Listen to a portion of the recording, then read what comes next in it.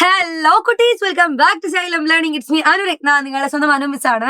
Okay, മക്കളെല്ലാവരും നല്ല അടിപൊളിയായിട്ട് നിങ്ങൾ ഓരോ ചാപ്റ്റേഴ്സും നിങ്ങൾ ആനുവൽ എക്സാമിന് വേണ്ടിയിട്ടും അതുപോലെ USS എക്സാമിനൊക്കെ പ്രിപ്പയർ ചെയ്തുകൊണ്ടിരിക്കുന്നുണ്ടായിരിക്കും അല്ലെ. അപ്പൊ ഏറ്റവും ഇമ്പോർട്ടന്റ് ആയിട്ട് ഈ രണ്ട് എക്സാമിന് വേണ്ടിയിട്ടുള്ള ഒരു ചാപ്റ്റർ ആണ് നമ്മളുടെ ശതമാനം അല്ലെങ്കിൽ പെർസെന്റേജ് എന്നുള്ള ചാപ്റ്റർ. ഇതിൽ നിന്നും ഒരുപാട് ക്വസ്റ്റ്യൻസുകൾ നിങ്ങൾക്ക് ചോദിച്ച് കാണുന്നുണ്ട്. അപ്പൊ ഇതൊക്കെ ഏറ്റവും ടഫായിട്ട് തോന്നുന്ന കുറച്ച് കാര്യങ്ങളാണെന്നൊക്കെ അധിക കുട്ടികളോട് സംസാരിക്കുന്ന സമയത്ത് അവർ പറഞ്ഞു കേട്ടിട്ടുണ്ട്. പെർസെന്റേജ് എനിക്ക് ഭയങ്കര ടഫാണ് മിസ്സേ, അത് പഠിക്കാൻ ഭയങ്കര പാടാണ് എന്നൊക്കെ പറയുന്നുണ്ട്. പക്ഷെ ഏറ്റവും എളുപ്പത്തിൽ ഇതിന്റെ ബേസിക് ആയിട്ടുള്ള ഒരു കണ്ടന്റ് എന്താണെന്നുള്ളത് നിങ്ങൾ മനസ്സിലാക്കണം. അതുപോലെ ക്വസ്റ്റ്യൻ ചോദിക്കുന്ന രീതിയിൽ 10% അല്ലെങ്കിൽ 50% ഇതൊക്കെയാണ് ഏറ്റവും കൂടുതലായിട്ടുള്ള ക്വസ്റ്റ്യൻസുകൾ ചോദിക്കുന്നതെങ്കിൽ എങ്ങനെ എളുപ്പത്തിൽ നമുക്ക് കാൽക്കുലേറ്റ് ചെയ്യാം എന്നാണ് ഇന്ന് നമ്മൾ ചർച്ച ചെയ്യാൻ പോകുന്നത്. ഓക്കെ, അപ്പൊ എന്തായാലും നമുക്കറിയാം പെർസെന്റേജ് എന്ന് പറഞ്ഞാൽ എപ്പോഴും നമ്മൾ എത്രയല്ല പറയുക, ഔട്ട് ഓഫ് 100-ലാണ്. എപ്പോഴും ശതമാനം ഔട്ട് ഓഫ് 100-ലാണ് നമ്മൾ പറയുക അല്ലെ. ഇനി അഥവാ ഒരു പക്ഷേ ഏതൊരു നമ്പറിന്റെയും 10% 10% കാണാൻ പറഞ്ഞാൽ നിങ്ങൾ എങ്ങനെ കാണാം? ഇപ്പൊ ഒരു എക്സാമ്പിൾ ആയിട്ട് പറയുവാണെങ്കിൽ 900 എടുത്തോളൂ നിങ്ങൾ. 900 ഇപ്പൊ 900-ന്റെ 10% കാണാൻ പറഞ്ഞു. 900-ന്റെ 10% എന്ന് പറഞ്ഞാൽ വളരെ സിമ്പിൾ ആണ്. നിങ്ങൾ എന്ത് ചെയ്യാന്ന് വെച്ചാൽ ഇതിൽ നിന്ന് 2 0 അങ്ങോട്ട് കട്ട് ചെയ്യുക. ബാക്കി നമ്പേഴ്സ് ആരാണടാ? 90-യും അതുപോലെ 1-ഉം മൾട്ടിപ്ലൈ ചെയ്താൽ നമ്മൾ ആൻസർ എന്താണ്? 90. അപ്പൊ ഏതൊരു നമ്പർ വന്നാലും അതിനകത്ത് നിങ്ങൾ മനസ്സിലാക്കേണ്ട 2 0 ക്യാൻസൽ ചെയ്യുക എന്നുള്ളതാണ്. ഒന്ന് 10-ലെയും അതേ നമ്പറിലെയും. ഓക്കെ, വേറൊരു എക്സാമ്പിൾ ആയിട്ട് നോക്കുകയാണെങ്കിൽ 400-ന്റെ 10% കാണാൻ പറഞ്ഞാൽ നിങ്ങൾ എന്ത് ചെയ്യും? 2 0 അങ്ങോട്ട് വെട്ടിക്കളയണം. 2 0 വെട്ടിക്കഴിഞ്ഞാൽ നമുക്ക് എന്താണ് ആൻസർ കിട്ടുക? 40 × 1 എന്ന് വരും. 40 × 1 എത്രയാണ്? 40. അപ്പൊ എപ്പോഴും മനസ്സിലാക്കേണ്ടത് ഏതൊരു നമ്പർ ആണോ തന്നത് അതിന്റെ 10% കാണാൻ പറഞ്ഞാൽ ഒരു 0 വെട്ടിക്കളഞ്ഞാലുള്ള ആൻസർ എന്താണോ അതായിരിക്കും ഉത്തരം എന്ന് പറയുന്നത്. ഇപ്പൊ ഒരു എക്സാമ്പിൾ ആയിട്ട് നിങ്ങൾ എടുക്കുകയാണെങ്കിൽ 350-യുടെ 10% ആരാണെന്ന് ചോദിച്ചാൽ നിങ്ങൾ എങ്ങനെയാണ് കണ്ടുപിടിക്കുക? ഇതിൽ നിന്ന് 2 0 വെട്ടിക്കഴിഞ്ഞാൽ 35 × 1 എത്ര വരും? 35 എന്ന് പറഞ്ഞാൽ തന്നിരിക്കുന്ന നമ്പറിൽ നിന്ന് ഒരു 0 ക്യാൻസൽ ചെയ്ത് കഴിഞ്ഞാൽ നമ്മൾ ആൻസറിലേക്ക് നമ്മൾ എത്തുന്നതായിരിക്കും. ഓക്കെ, ഇനി നിങ്ങൾക്ക് ഒരു സംശയം വരും, ഇപ്പൊ 0 ഒന്നും ഇല്ലാത്ത നമ്പർ ആണെങ്കിലോ?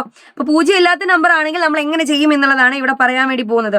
0 ഇല്ലാത്തൊരു നമ്പർ ആയിട്ട് നിങ്ങൾക്ക് എങ്ങനെ എടുക്കാം? 111 എടുത്തോ. 111 ഇല്ലേ, അതൊരു 0 ഇല്ലാത്ത നമ്പറിലേക്ക് വന്നു. 111ന്റെ 10% കാണാൻ പറഞ്ഞാൽ നമ്മൾ എങ്ങനെയാ കണ്ടുപിടിക്കുക? ഗൈസ്, ഇത്രയും സിമ്പിൾ ആയിട്ടുള്ള ഒരു കാര്യമാണ്. ഏതാണോ നമ്പർ എന്നുള്ളത് എഴുതാം. ആരാണ് നമ്പർ? 111. അതിന്റെ പുറകിൽ നിന്ന് ഒരു സംഖ്യയുടെ മുൻപിൽ പോയിന്റ് ഇട്ട് കഴിഞ്ഞാൽ നമ്മൾ ആൻസർ ആയി. ഇപ്പൊ വേറൊരു എക്സാമ്പിൾ എടുത്തോ. 324. ഇതിന്റെ 10% കാണാൻ പറഞ്ഞാൽ നിങ്ങൾ എന്ത് ചെയ്യും? ഏതാണോ നമ്പർ അതിന്റെ പുറകിൽ നിന്ന് ഒരു സംഖ്യ പിന്നിട്ടിട്ട് എന്ത് ചെയ്യുക? ഒരു പോയിന്റ് ഇട്ട് കൊടുക്കുക. അപ്പൊ എന്ത് വന്നു? 32.4 എന്ന് വന്നു. സോ ഈ രീതിയിലാണ് 10% കണ്ടുപിടിക്കാനുള്ള ഏറ്റവും എളുപ്പ വഴി എന്ന് പറയുന്നത്. അതുപോലെ നിങ്ങളുടെ ടെക്സ്റ്റ് ബുക്കിൽ ഒരു ടേബിൾ നിങ്ങൾ ശ്രദ്ധിച്ചിട്ടുണ്ടാകും. ഈ ടേബിൾ ആണ് ഏറ്റവും അധികം USS എക്സാമിനായാലും മാനുവൽ എക്സാമിനൊക്കെ ആയാലും നമുക്ക് മാച്ച് ദ ഫോളോയിങ് ഒക്കെ ആയിട്ട് ചോദിക്കുന്ന ഒരു കാര്യമാണിത്. എന്താണ് ഈ ടേബിൾ പറഞ്ഞത്? 50%, 50%. ഗസ്, നിങ്ങളൊന്ന് ആലോചിച്ച് നോക്കിക്കേ. ടോട്ടൽ 100%-ലാണ് പറയുക. ഈ 100%-ന്റെ പകുതി അല്ലേ 50%? പകുതിയാണ്, അരഭാഗമാണ്. അപ്പൊ നമുക്ക് എങ്ങനെ എഴുതാം? 50% എന്ന് പറഞ്ഞാൽ ഔട്ട് ഓഫ് 100-ൽ 50/100 എന്ന് എഴുതാം. എന്ന് പറഞ്ഞാൽ എന്താണ്? 50 എന്ന് പറഞ്ഞാൽ പകുതിയാണ് അല്ലെ. 50 100-ൽ 2 തവണ പോകും. അതാണ് 1/2 എന്നുള്ള രീതിയിൽ നമുക്ക് എന്ത് ചെയ്യാൻ പറ്റുക?